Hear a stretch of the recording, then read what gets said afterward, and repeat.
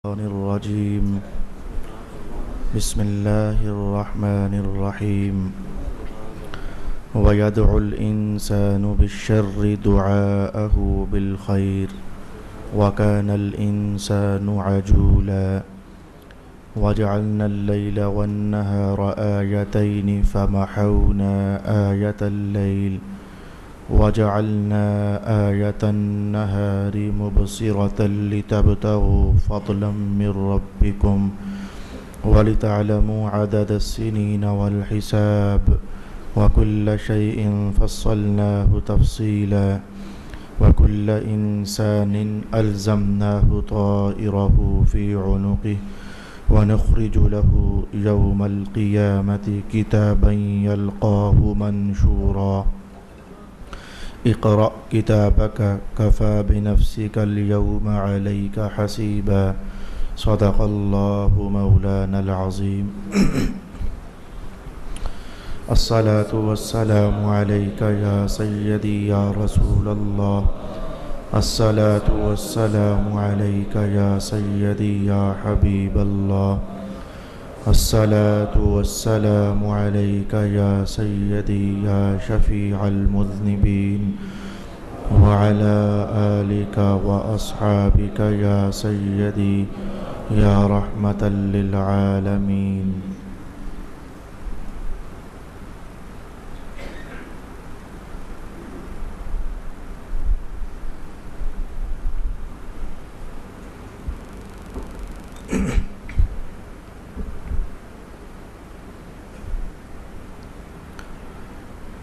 اور انسان جس طرح بھلائی کے جلد حصول کی دعا کرتا ہے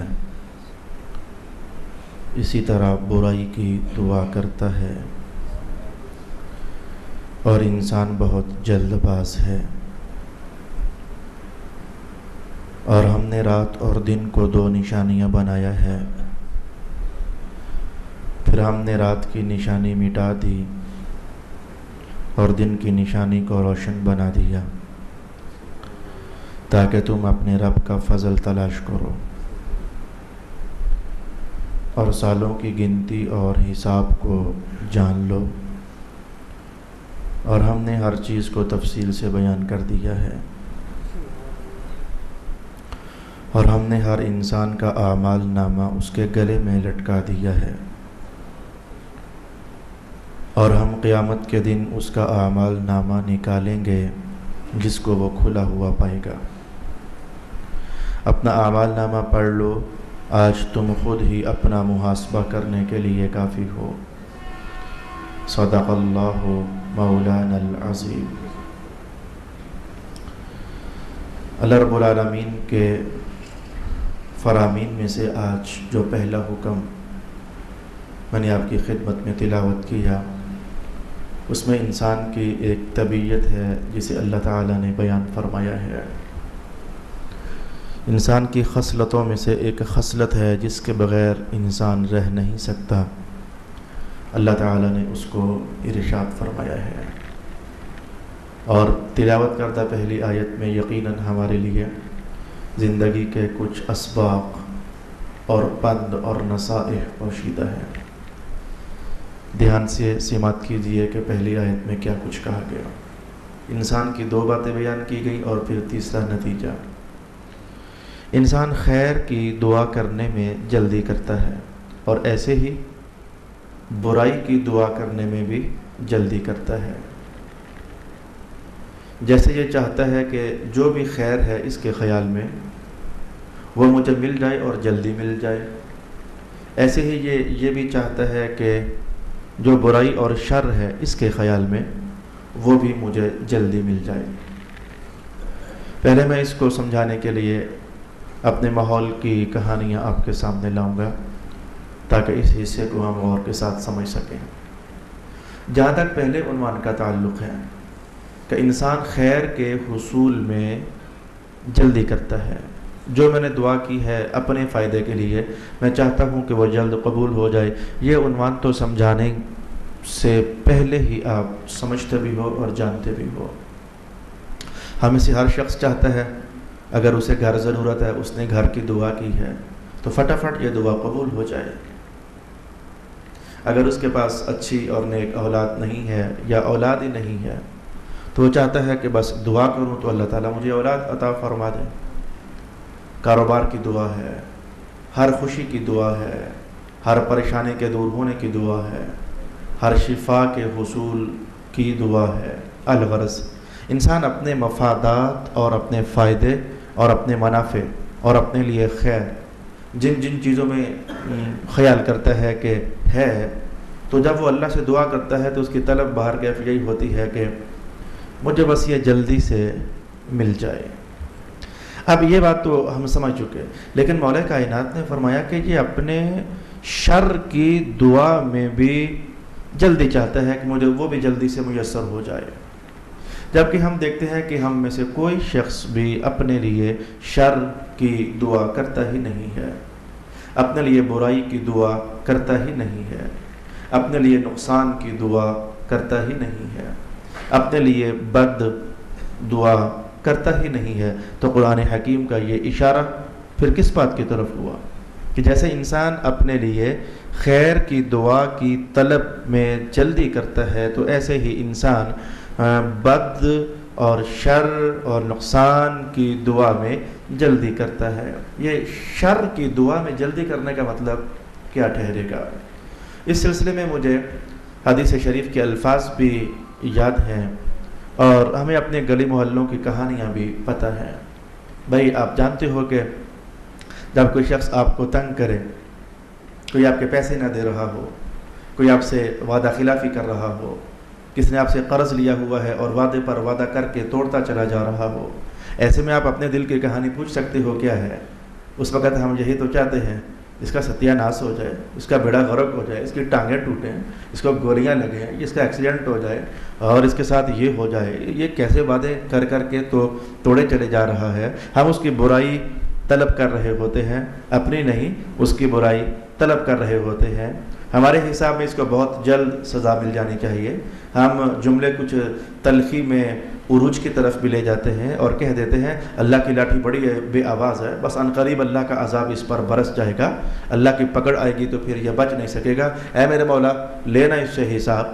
تو کسی اور کے خلاف پھر ہم بہت ساری بد دعائیں کرتے ہیں اور طلب کرتے ہیں کہ بس جلدی سے معاملہ ہو جانا چاہیے، جلدی سے حساب ہو جانا چاہیے، بس اس کا عنقریب ستیہ ناش ہو جانا چاہیے، اس کا کاروبار خراب ہو جانا چاہیے، اس کی زندگی میں بد امنی اور بے سکونی آ جانی چاہیے۔ تو یہ اوروں کے متعلق جو ہماری یہ ریکویسٹ ہوتی ہے اللہ کے دربار میں، اوروں کے لیے جو ہمارا یہ شر کا طلب کرنا ہے اللہ تعالیٰ کے دربار میں، مولا کائنات نے وہ کہانی ارشاد فرمائی کہ جیسے انسان خیر کی دعا کرے تو چاہتا ہے نا کہ جلدی سے پوری ہو جائے، ایسے ہی جب یہ کبھی شر کی دعا کرے تب بھی یہ چاہتا یہی ہے کہ جلدی سے پورا ہو جائے، یہ میری دعا۔ لیکن مولا کائنات نے اس عنوان کو ایک اور مقام پر ارشاد فرمایا اور وہ ذرا سن لیجئے گا، الفاظ قرآن حکیم کے میں تلاوت کرنا چاہوں گا۔ ارشاد گرامی ہوا وَلَوْ يُعَجِّلُ اللَّهُ لِلنَّاسِ الشَّرَّ اسْتِعْجَالَهُمْ بِالْخَيْرِ، اگر اللہ لوگوں کی شر میں بھی ویسے ہی جلدی کرنے لگ جائے جیسے کہ ان کے خیر میں جلدی کرتا ہے۔ اس ترجمے کو غور کے ساتھ سمجھیے کہ مجھے ایک مختصر سا راز بھی کہنا ہے، لیکن وہ ابھی تک میں آپ کے سامنے اس کا اشارہ بھی نہیں کروں گا، لیکن بعد میں الفاظ بھی غور سے سنیے۔ اگر اللہ لوگوں کو جلدی برائی پہنچا دیتا جیسا کہ اللہ لوگوں کو جلدی خیر پہنچا دیتا ہے، اگر جلدی برائی بھی پہنچا دیتا تو فیصلہ کیا ہے؟ لَقُضِيَ إِلَيْهِمْ أَجَلُهُمْ لَقُضِيَ إِلَيْهِمْ أَجَلُهُمْ، تو ان کی تو پھر فیصلے ہو چکے ہوتے، ان کی تو مدتیں پھر پوری ہو چکی ہوتی، یعنی وہ تو پھر مارے جا چکے ہوتے۔ اگر لوگوں کی ان بد دعاؤں کو بھی اللہ تعالیٰ جلدی سے عملی جامہ پہنا دے تو پھر تو ان کا کام تمام ہو جاتا، لیکن اللہ تعالیٰ ایسا نہیں کرتا۔ اللہ تعالیٰ مہلت دیتا ہے، ڈھیل دیتا ہے، رخصت دیتا ہے اور اس کے معاملے میں ذرا نرمی فرماتا ہے۔ یہ اس کی شان صبر ہے، یہ اس کی شان رحمت ہے اور یہ اس کی شان کرم ہے کہ وہ بندوں کے پکڑنے میں جلدی نہیں کرتا، وگرنہ یہ کائنات خالی ہو چکی ہوتی۔ بھئی خالی ہو چکی ہونے کی بات اگر آپ سمجھنا چاہو تو جانیے کہ اگر آپ کو کسی نے ستایا تو بعض اوقات ایسا بھی ہوتا ہے کہ بندہ کسی کو ستاتا نہیں ہے، دوسرے لوگ ویسے ہی اسے حسد میں آ جاتے ہیں، تو حسد میں آ کر کے تو اس کا برا چاہنے لگ جاتے ہیں۔ یہ آپ کے گلی محلوں کی کہانی نہیں ہے کیا کہ کسی کو کھاتا دیکھ کر کوئی خوش نہیں ہو سکتا، کسی کو ہنستا دیکھ کر کوئی خوش نہیں ہو سکتا، وہ اندر ہی کھاتے تعویذ بھی کرتا ہے، گنڈے بھی کرتا ہے، جادو بھی چلاتا ہے، شرارتیں بھی کرتا ہے، اور دل ہی دل میں حسد بھی کرتا ہے۔ اور حسد کا تو معنی یہ ہوتا ہے کہ اے اللہ اس کے پاس یہ نعمت نہ رہے۔ تو دھیان سے سننا، کسی نے ستایا تو یہ اس کے لیے بد دعا کرتا ہے، اگر فوراً فیصلہ ہو جاتا وہ اڑ گیا۔ کوئی تمہارے خلاف حسد کر رہا ہے، اگر اس نے دل میں طلب کی کہ اللہ اس کو اڑا دے تو یہ اڑ گیا۔ اس کے خلاف کوئی حسد کرتا ہوگا وہ اڑ گیا، اس کے خلاف پھر کوئی حسد کرتا ہوگا وہ اڑ گیا۔ ہر انسان کی زندگی میں تلخیاں تو ہیں نا، ہر انسان کو 2 چاہنے والے اور 5 غصے کی نظر سے دیکھنے والے تو ہیں نا، ہر انسان کی حیات میں 2 پھول دینے والے اور 4 کانٹے دینے والے تو ہیں نا۔ اگر انبیاء کرام کی حیات اقدس میں بھی زندگی کے یہ دونوں پہلو دیکھے جا سکتے ہیں کہ جہاں ابو لہب خبیث، جہاں ابو جہل، جہاں یہ نضر بن حارث شرارتوں کے کانٹے لے کر رسول اللہ کی طرف بڑھ رہے ہیں، تو وہاں ابو بکر صدیق عقیدتوں کے پھول بھی تو حضور پر نچھاور کر رہے ہیں، وہاں عثمان ابن عفان محبتوں کی خوشبوئیں بھی تو حضور کے قدموں میں ڈھیر کر رہے ہیں۔ ہر انسان کی زندگی میں یہ دونوں تلخ اور میٹھے پہلو لازماً ہوتے ہیں۔ تو اب جس کے لیے جو بھی تلخ سوچ رہا ہے، رب کائنات نے کہا اگر میں تمہارے کہنے پر فیصلے کرنے لگ جاؤں، اگر تمہارے چاہنے پر یہ میں فیصلے کرنے لگ جاؤں، پھر تو یہ کائنات ختم ہو گئی، پھر تو یہ معاملہ بربادی کی طرف بڑھ گیا، پھر تو لقضی بینہم، ایک کے بعد دوسرا، دوسرے کے بعد تیسرا اڑاتا چلا جاؤں تو یہ کائنات تو پھر خالی ہو جائے گی۔ اور بندے پیدا کر لینا، بھئی اور آئیں گے تو طبیعت تو ان کی بھی یہی ہوگی نا، تو وہ اور آئیں گے تو وہ بھی ایسے ہی اڑتے چلے جائیں۔ اب رب کائنات نے کہا کہ میں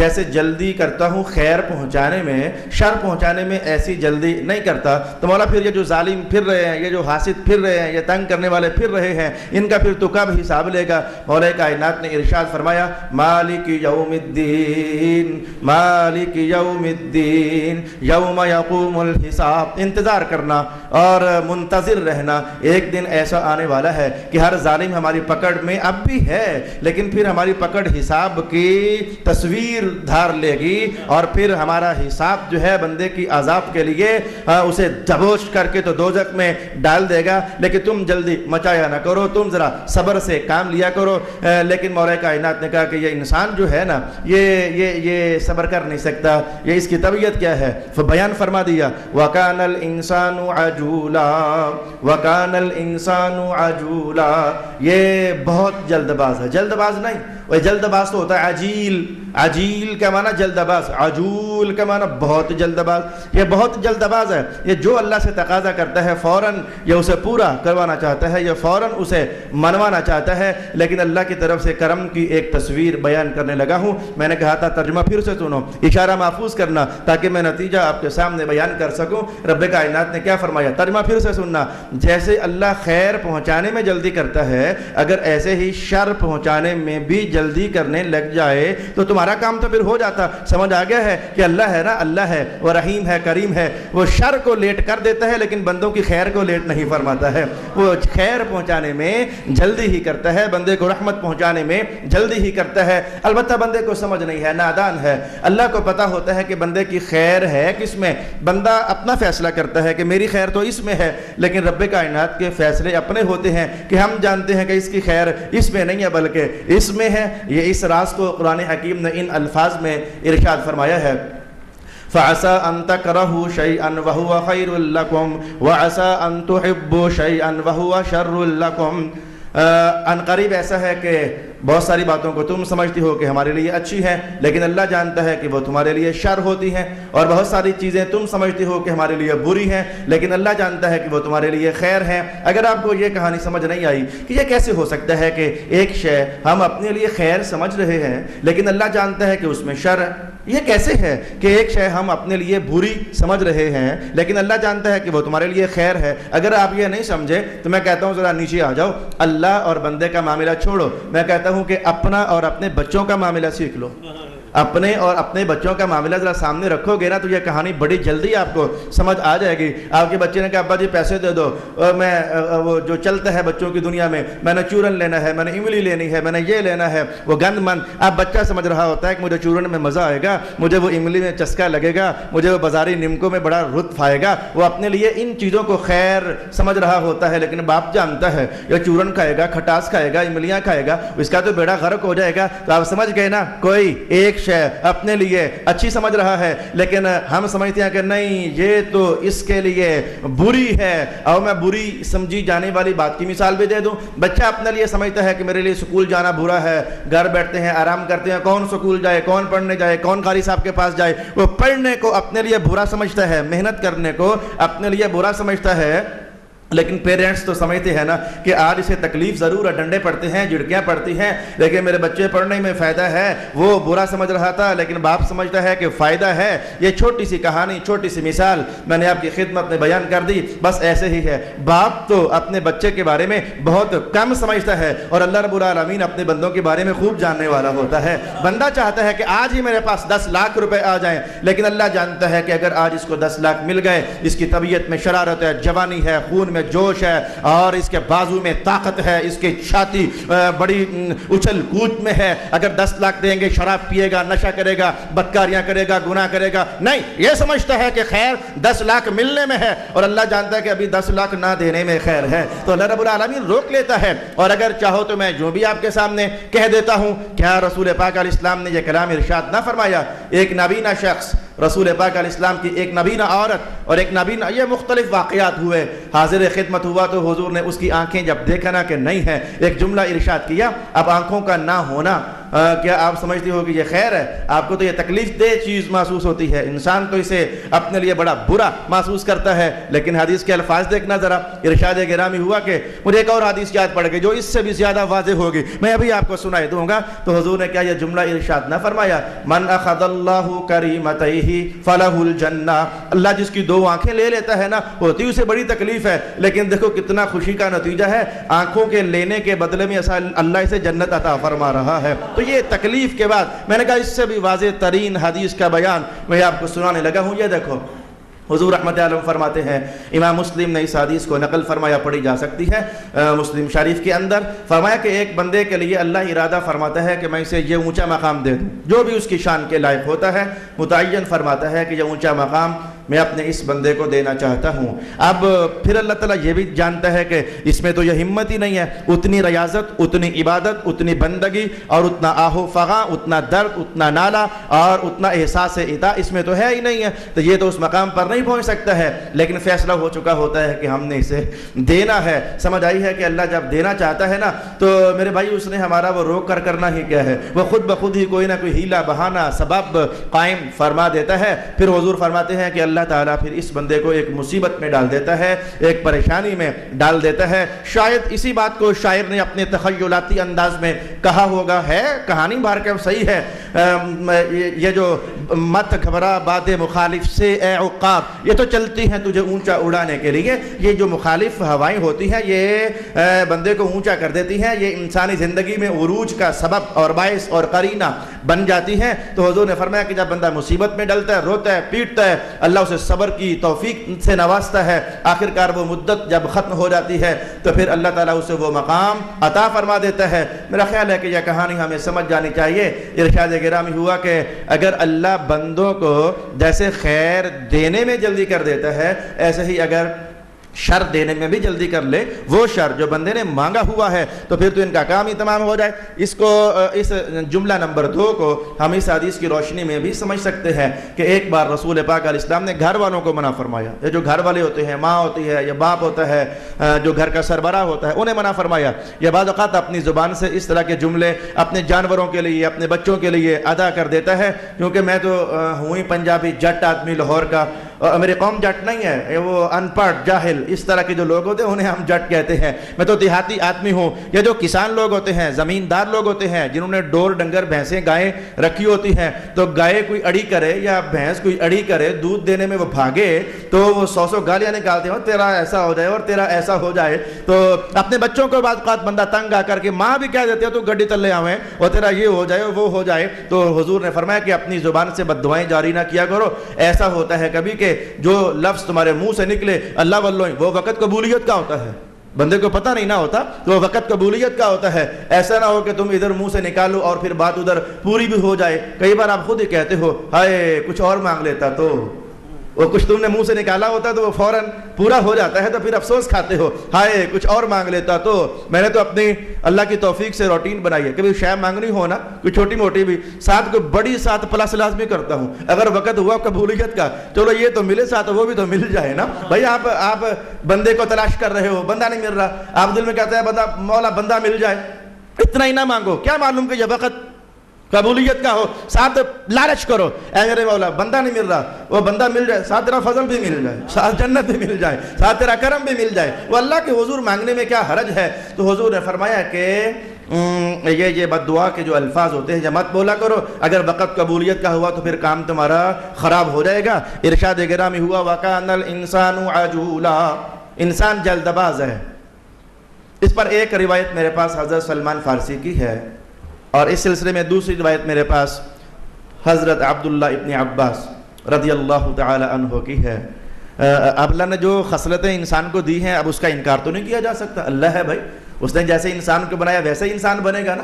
انسان اپنی مرضی سے تھوڑا بن سکتا ہے، جیسے رب چاہے گا۔ مولا کائنات نے اسی جسم میں متضاد صفات رکھی، اسی جسم میں بزدلی بھی ہوتی ہے، اسی جسم میں بہادری بھی ہوتی ہے، اسی جسم میں کنجوسی بھی ہوتی ہے، اسی جسم میں سخاوت بھی ہوتی ہے، اسی جسم میں خود خوش اخلاقی بھی ہوتی ہے، اسی جسم میں بد اخلاقی بھی ہوتی ہے۔ بس جیتنا ہوتا ہے کہ کون سی قوت جیت جاتی ہے۔ اگر خیر کی قوت جیت جائے تو بندہ اعلیٰ علیین والوں میں شمار ہو جاتا ہے، اور اگر شر کی قوت جیت جائے تو بندہ اسفل السافلین والوں میں شمار ہو جاتا ہے۔ تو حضرت سلمان فارسی رضی اللہ تعالی عنہ ارشاد فرماتے ہیں کہ اس آیت سے مراد ہمارے والد گرامی حضرت آدم علیہ السلام ہیں۔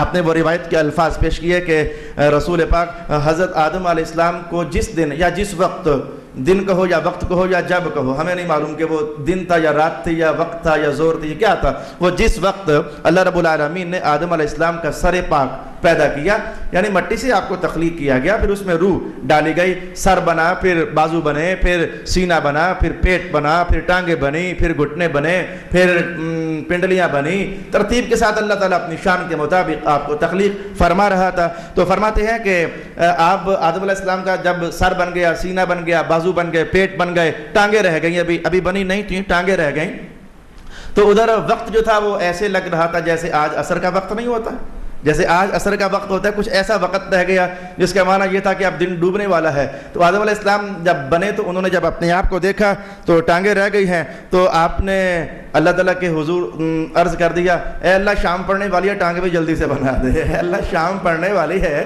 تو ٹانگیں بھی جلدی سے بنا دے۔ سلمان فارسی کہتے ہیں یہ اصل میں اس طرف اشارہ ہے، ہم رب ہیں، ہمیں نہیں پتہ ہے کہ ہم نے کیا بنانا ہے، کب بنانا ہے، کب تک بنانا ہے۔ تو دیکھو میرا بندہ پیارا بندہ، میرا بڑا پیارا بندہ ہے آدم، لیکن انہوں نے جلدی سے وہ خیر کی دعا کر دی کہ اے اللہ بس جلدی سے میری ٹانگیں بھی بنا دے، اس بات کی طرف اشارہ کیا گیا۔ اور ابن عباس فرماتے ہیں کہ ایک اور بھی کچھ ہوا تھا، ایک اور بھی کچھ ہوا تھا۔ آپ جانتے ہیں جب بندے کا دھڑ بن جاتا ہے تو بندے کے اٹھ کر بیٹھنے کا تعلق تو اوپر والے دھڑ ہی کے ساتھ ہوتا ہے۔ تو ابن عباس رضی اللہ تعالی عنہ فرماتے ہیں کہ جسم بن گیا، ابھی تک تو واقعہ یہ تھا نا کہ ٹانگیں بنی نہیں تھیں، تو ٹانگیں بھی بن گئیں، اب اگلا مرحلہ یہ تھا کہ جسم میں روح ڈالنی تھی، جسم میں روح ڈالنی تھی۔ تو جب روح ڈلی تو جہاں جہاں روح آتی گئی تو ظاہر ہے کہ زندگی کی لہر دوڑتی چلی گئی۔ تو جب روح جسم میں ڈل گئی، اور ابھی روح یاد رکھنا، روح جب جسم سے نکلتی ہے، یہ انسان لیٹا ہوا ہو تو یہ پاؤں کی طرف سے نکلنا شروع ہوتی ہے اور سر کی طرف سے نکل جاتی ہے،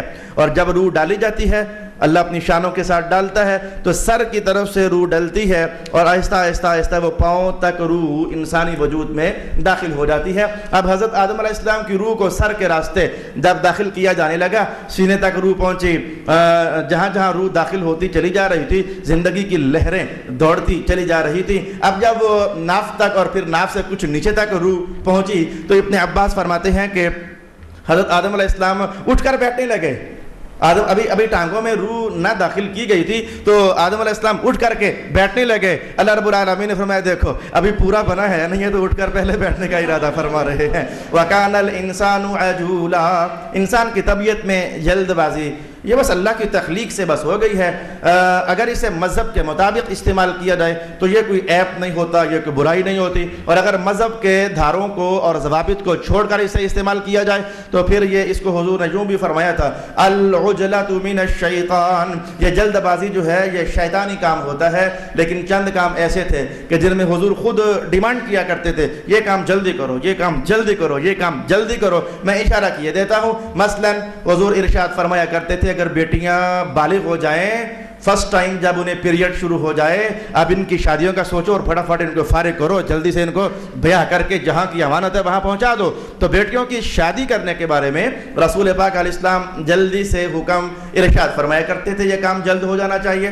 ایسے ہی ایک اور میں حکم شریعت آپ کے سامنے لاتا ہوں۔ رسول پاک صلی اللہ علیہ وآلہ وسلم ارشاد فرمایا کرتے تھے کہ جب کوئی شخص فوت ہو جائے تو اسے جلدی سے قبر میں اتارنے کا اہتمام کرنا۔ پھر اس کی وجہ بھی حضور ارشاد فرمایا کرتے کہ اگر یہ شخص جنتی ہے تو تم اس کی جنت کے درمیان کیوں رکاوٹ بنے ہوئے ہو، جلدی سے پہنچاؤ اسے ادھر۔ اور اگر یہ شخص دوزخ والا ہے تو تم نے اللہ کا عذاب اپنے کندھوں پر کیوں اٹھایا ہوا ہے، اسے جلدی سے اتار کر پھینکو اس کی قبر میں۔ تو جنازے کے سلسلے میں رسول پاک علیہ السلام جلد پہنچانے کا اہتمام کرنے کا حکم ارشاد کیا کرتے تھے۔ میں تو کبھی کبھی نرم درجے کا شکوہ کر دیتا ہوں تو اپنے دوستوں سے، میرے گجر خان والے دوستوں، میری آواز جہاں تک جا رہی ہے ڈائریکٹ بھی اور انڈائریکٹ بھی دونوں طریقوں سے آواز میری تحصیل میں جا رہی ہے، تو میرے بھائی کیوں آخر آپ اپنی طبیعت کو نہیں بدلتے ہو، کیوں آپ اپنی روش کو تبدیل نہیں کرتے ہو، کیوں آپ کو ڈر نہیں لگتا کہ ہم رسول اللہ کی نافرمانی کر رہے ہیں؟ آپ اپنے تائیں ایک کام اچھا کر رہے ہوتے ہو لیکن اس میں تمہیں جاننا چاہیے تم غلط کام کر رہے ہوتے ہو۔ میری مراد کیا ہے، جنازے کی چارپائی تم نے گھر سے اٹھا لی اور قبرستان پہنچنے تک تم نے 7 بار سٹے کرنا ہوتا ہے، رکنا ہوتا ہے، رک کر کے دعا کرنی ہوتی ہے، اور تم اسے مذہب کا حصہ سمجھتے ہو اور تم اس کو ضروری سمجھتے ہو، اور جب تک نہ رکو سمجھتے ہو کہ شاید جنازے کی تکمیل نہیں ہوگی۔ یہ رک کر دعا کرنا، 2 کام ہوئے تم سے، 2 کام ہوئے، ایک رکنا ہوا اور ایک دعا کرنا ہوا۔ آئیے بتا دوں، میں دعا کرنے کو ناجائز نہیں کہتا، دعا کرو، جم جم کرو، 1000 بار کرو، 1000 بسم اللہ کرو، لیکن یہ جو رکنے والا کام ہے یہ رسول اللہ کی نافرمانی بن رہی ہے۔ حضور تو فرماتے تھے جلدی سے پہنچانے کا اہتمام کرو۔ تم نے جو 7 بار سٹے کیا ہے، اگر ہر رکنے میں 5-5 منٹ بھی لگیں تو تم نے آدھے گھنٹے کی نافرمانی تو کر ہی لی ہے نا رسول اللہ علیہ السلام کی۔ تو مولانا پھر ہم کیا کریں، ہم نے تو دعا کرنی ہوتی ہے۔ اور میری جان، میں نے کہا دعا کرو، میں دعا سے نہیں روکتا، کیا دعا چلتے چلتے نہیں ہو سکتی ہے؟ کیا دعا پیدل چلنے کی حالت میں اللہ سے نہیں مانگی جا سکتی ہے؟ کیوں ایسا نہیں کر لیتے؟ چلتے چلتے دعا بھی کر لو، ذکر بھی کرو، اللہ کا نام بھی پڑھ لو اور چلتے بھی جاؤ، تاکہ رکنے کی صورت میں رسول پاک علیہ السلام کی نافرمانی ہم سے نہ ہو جائے۔ تو میں نے کہا حضور چاہا کرتے تھے کہ جنازے میں ذرا جلدی ہو جائے، اسے قبرستان تک پہنچا دیا جائے۔ لگے ہاتھوں جب میرے عنوان کی لپیٹ میں آ گیا تو یہ بھی تو غلط ہی ہے، صاف صاف غلط ہے، صاف صاف غلط ہے۔ میں اب آپ کے چہرے دیکھوں یا رسول اللہ کا فرمان عالی شان دیکھوں، مجھے پتہ ہے کہ جب آپ غلط کرو گے میں بولوں گا کہ یہ غلط ہے، آپ کا دل ٹوٹے گا، آپ کی طبیعت پریشان ہوگی، آپ کا ذہن گھومے گا، مولانا نے ہمیں اٹیک کر دیا ہم پر یہ کہ، لیکن میں کیا کروں میرے بھائی، میں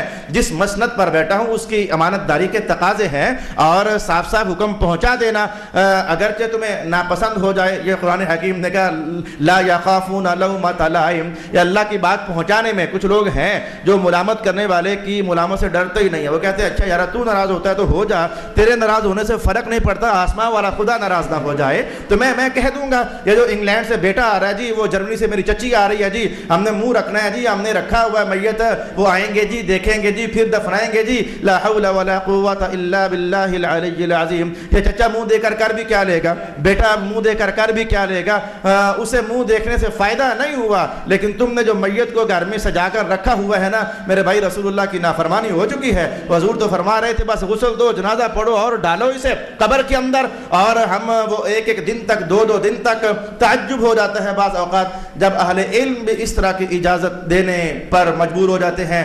سننے میں آیا کہ بعض علماء نے کہ چلو ٹھیک ہے رکھ لو، کیا فرق پڑتا ہے؟ ان کے علم میں شاید کوئی فرق نہیں پڑتا ہوگا جس عالم نے اس طرح کی بات کر دی۔ میں کم علم آدمی ہوں جو دو لفظ پڑھ کر کے بڑی مشکل سے گزارا چلانے والا ہوں۔ میں نے جو حدیث پاک پڑھی ہے میں نے آپ کو صاف صاف بتا دی کہ آپ کے نزدیک اگر کوئی فرق نہیں پڑتا لیکن مذہب سمجھاتا ہے کہ ہاں جی فرق پڑتا ہے، رسول اللہ سمجھا جو رہے ہیں، کیا یہ فرق نہیں ہے؟ اگر وہ جنتی تھا تو تم نے 2 گھنٹے 4 گھنٹے 8 گھنٹے 10 گھنٹے 12 گھنٹے اسے اس کی جنت سے دور رکھا، کیا یہ فرق نہیں ہے؟ حضور نے سمجھایا تھا اگر وہ دوزخی ہے تو اللہ کا عذاب پھینکو قبر میں، تو بتاؤ 10 گھنٹے یا 8 گھنٹے یا بیٹے کے آنے تک اللہ کا عذاب گھر میں بنا کے رکھنا، تو کیا یہ فرق نہیں پڑتا ہے؟ میاں بہت فرق پڑتا ہے۔ مذہب کی تو ایک ایک ادا پر فرق بن جاتا ہے۔ مذہب کی تو مجھے حدیث کے الفاظ کون سے حدیث کے الفاظ بتاؤں، ایک چھوٹی سی ادا ہوتی ہے لیکن کتنا فرق پڑ جاتا ہے۔